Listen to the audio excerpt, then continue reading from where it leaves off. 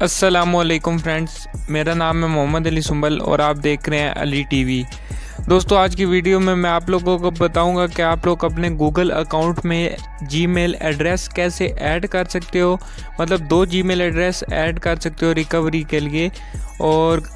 جی mail address کیسے remove کر سکتے ہو، کیسے نیو ایڈ کر سکتے ہو۔ تو اس کے لیے آپ لوگوں نے جی میل کے اپلیکیشن کو اوپن کر لینا ہے اپنے موبائل فون میں۔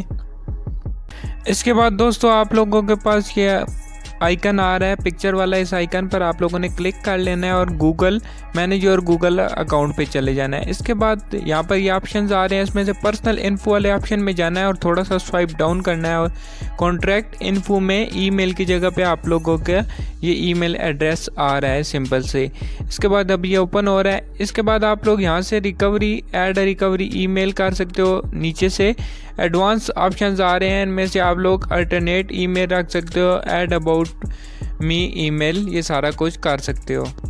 امید ہے آپ لوگوں کو یہ ویڈیو پسند آئی ہوگی، آپ لوگوں کی ہیلپ ہوئی ہوگی، تو کائنڈلی ویڈیو کو لائک کر دیں، اور اگر چینل پر نیو ہے تو چینل کو سبسکرائب کر کے بیل آئیکن کو دبا دیں، اور ملتے ہیں نیکسٹ ویڈیو کے ساتھ، تب تک کے لیے اللہ حافظ۔